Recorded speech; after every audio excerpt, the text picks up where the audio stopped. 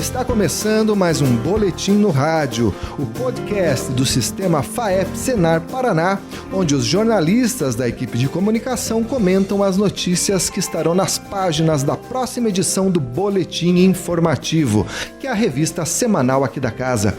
Hoje nós vamos falar do Boletim número 1498, que traz na capa um levantamento, não um levantamento, é o censo do IBGE, que traz dados aí relevantes sobre o agronegócio.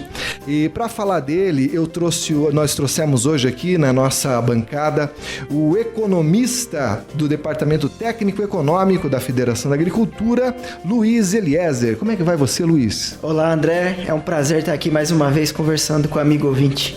Nós também contamos aqui nesse programa com os jornalistas Antônio Senkovski. Tudo bem, Antônio? Olá, André, a todos que nos escutam.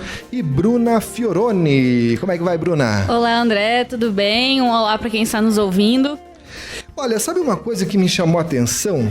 É que esse levantamento, esse censo agropecuário do IBGE, foi lançado aqui em Curitiba no último dia 25 de outubro e não em Brasília, não no Mato Grosso, enfim, em outros estados que são reconhecidamente, assim, vamos dizer assim, capitães do agronegócio brasileiro. Ô, Antônio, você que estava lá no evento, por que a escolha foi o Paraná? Bom, eles explicaram, durante a apresentação, enfatizaram em vários momentos justamente a capacidade, essa diversificação, tanto em modelos de produção, quanto em tipos de cultura, quanto em modelos de negócio. Então, o Paraná, ele pode até não ser o maior produtor de soja, mas ele é o vice-campeão em produção de soja, por exemplo, e num modelo que tem muitas propriedades rurais.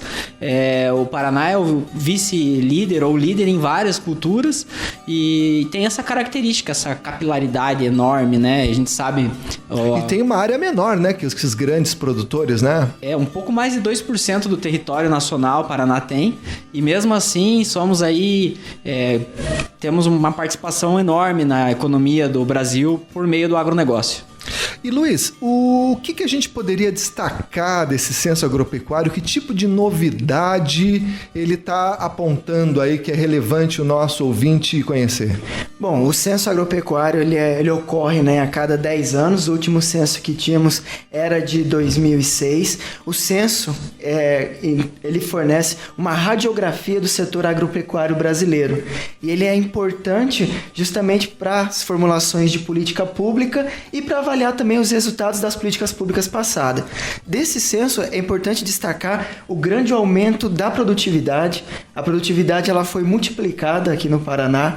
O VBP também, que é a geração de riqueza no setor rural, também aumentou muito em termos reais nas diversas culturas. Destaque aí para a soja, para o milho, para a cana-de-açúcar, para o fumo, para o trigo e para a mandioca. São culturas agrícolas, culturas temporárias que tiveram um aumento muito expressivo na geração de riqueza nesses 10 anos. O censo ele traz algum indicativo sobre o aumento da renda no campo, de como isso está refletindo no bolso do produtor rural mesmo, lá na ponta? Ele traz sim. O recenseador ele foi a todas as propriedades aqui no Paraná com um questionário imenso, ou seja, dedicou-se um tempo ali para esse preenchimento, e esse questionário ele pega de diversos aspectos da propriedade, desde dados do produtor, o perfil do produtor, o perfil de renda está incluso aí, o que ele produz, por quanto ele vende, as tecnologias que ele aplica. Então, fornece um diagnóstico que a partir dele a gente consegue responder a questões: se melhorou a renda, se melhorou o grau de instrução do produtor, se melhorou as tecnologias também dessa propriedade. É um levantamento de suma importância para o setor. Eu acho que vale a pena a gente só esclarecer para o ouvinte que, diferente de outras pesquisas, que você trabalha com amostragem, o censo não. O censo ele vai na casa de todo mundo. É assim, Luiz? É assim mesmo. No caso do Censo Agropecuário 2017, os recenseadores do IBGE visitaram mais de 305 mil propriedades rurais aqui no Paraná. Em nível de Brasil, foram mais de 5 milhões de propriedades visitadas. E quais as principais surpresas aí do último censo para esse? Bom, nós percebemos uma redução do número de propriedades rurais, até por conta de uma mudança na metodologia do IBGE. esses dados de produção, mantendo a área praticamente estável, é um dado que chamou muita atenção. Aumentou a produtividade? Aumentou muito a produtividade e a área praticamente estável. Nos primeiros levantamentos, nos levantamentos preliminares que já fizemos, já deu para perceber isso. O aumento também das mulheres chefiando os estabelecimentos. Olha aí, ó. Os estabelecimentos agropecuários, a gente percebeu isso no Paraná, é um dado bastante interessante, que se destaca da média nacional. O Paraná, na maior parte dos números, ele se colocou melhor do que a média nacional em termos de melhora nesses últimos 10, 11 anos. Que bacana. O Antônio, eu sei que se eu vejo você no telefone a semana preparando essa matéria aí que o leitor vai ler aí com muita informação aí nas próximas semanas. O que você está preparando para o pessoal em relação a esse censo do IBGE? André, a gente fez um trabalho aí, contou com o apoio, inclusive, de vários sindicatos rurais, mobilizadores, né, nossos supervisores a campo aí, até registro aqui o agradecimento para todo mundo que se mobilizou, porque a gente sabe que a rede de telefonia no campo não é tão boa, nem sempre os produtores têm seus compromissos, então para conseguir mobilizar em poucos dias aí um produtor de cada cadeia, em cada região, que é um destaque nesses setores, não é fácil, né? Mas o que a gente fez? Identificamos alguns produtores nos lugares que tem destaques. Então, a região oeste do Paraná é a região que mais produz grãos. Então, fomos lá nós encontrar um produtor que pudesse contar um pouco da sua história, desde quando que está na atividade, qual a sua percepção nos últimos 10 anos em relação ao que tem mudado no campo, né? E também tentamos explorar um pouco os desafios que essas pessoas que estão lá na ponta e que dão vida para esses números, né? Uhum. O que eles estão achando que tem para daqui 10 anos, quando nós formos novamente tratar do censo. Censo 2027? A gente ter essa noção, né, do que o campo estava, do que essas pessoas, que representam uma pequena parcela, a nossa pretensão não é ter uma amostragem como a do censo, achar o perfil do produtor ideal, mas ouvir pessoas que estão lá no campo e que dão voz a esses números, né, e que são os verdadeiros protagonistas, né, eles que estão representados aqui nesse levantamento. Porque às vezes a gente olhando para o número frio ali, né, do censo, a gente não tem ideia do que aquilo representa na vida de uma propriedade rural, na vida de uma família, né? Eu acho muito importante isso que você está fazendo, Antônio, porque humaniza um pouco esse assunto, né? Que às vezes fica um pouco árido, fica um assunto de economista, né? Não, aqui a gente, nada contra os economistas aqui, hein, Luiz?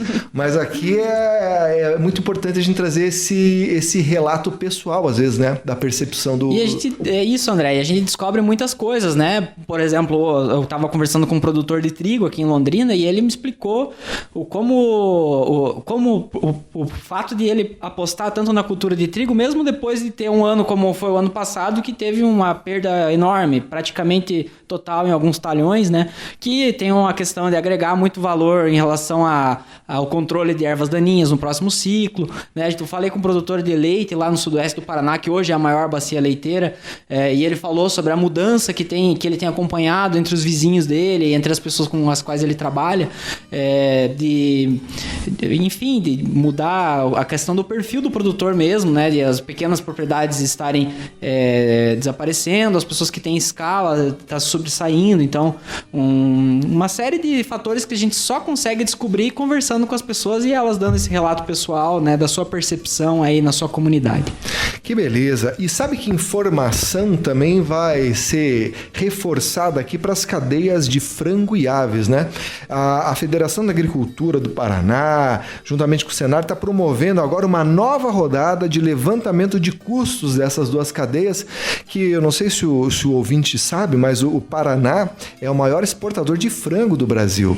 A nossa agroindústria, tanto de frango quanto de suínos, é uma potência.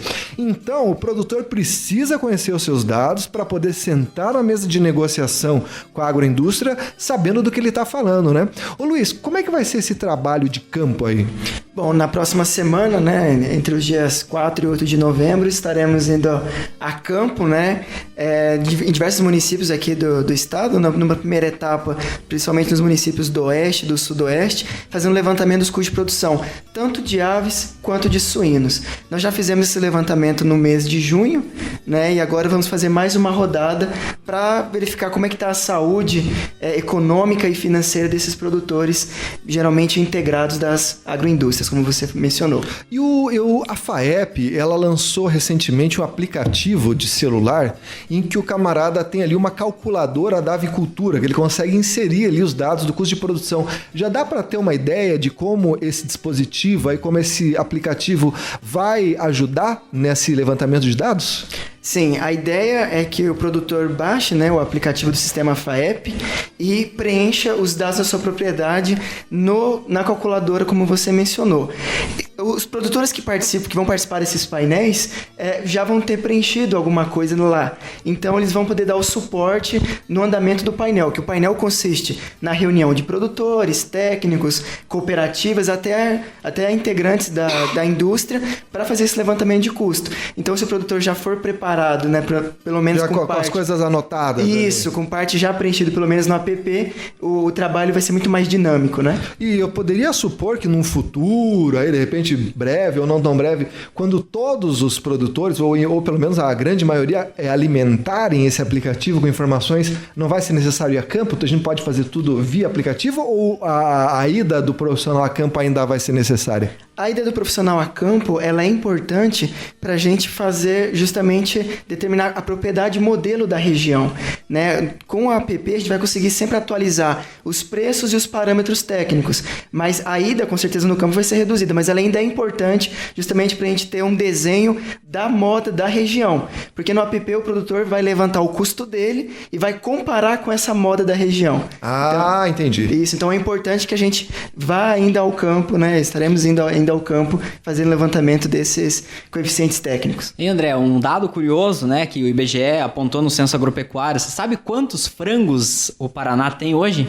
Quantos frangos? Olha aí, rapaz, 18 milhões de frangos. 333 milhões de cabeças. É nosso feio, hein? Lembrando que isso é dado de um lote, né? Nós temos na avicultura em média 6 lotes por ano. Então, se você pensar em rebanho anual, passa de 1 bilhão de frangos. Barbaridade. É muito frango. É muito frango. Aí, ó, não é à toa que a gente é o principal player, né, dessa cadeia produtiva aí, né? Exato. Do frango. Que beleza. E quando que vai ficar pronto esse novo levantamento de custos, Luiz? Então, nós vamos em 2 etapas, né? Numa primeira pegada de 4 a 8 de novembro e depois, na última semana de novembro, a gente vai fazer o levantamento. A gente, geralmente, no final do painel, a gente já tem os resultados para os produtores, para os participantes do painel. Depois disso, é gerar relatório e divulgar.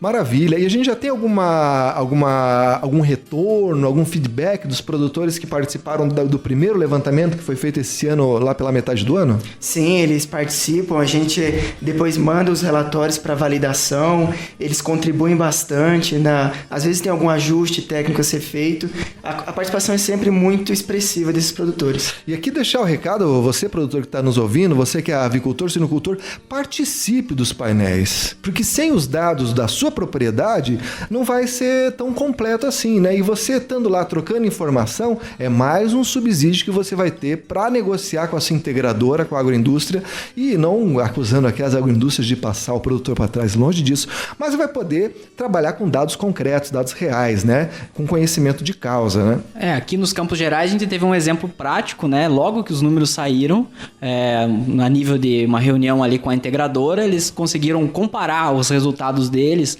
com os resultados dos produtores de outras regiões, e eles perceberam que os custos de produção eram muito parecidos e o repasse das integradoras para eles estava abaixo.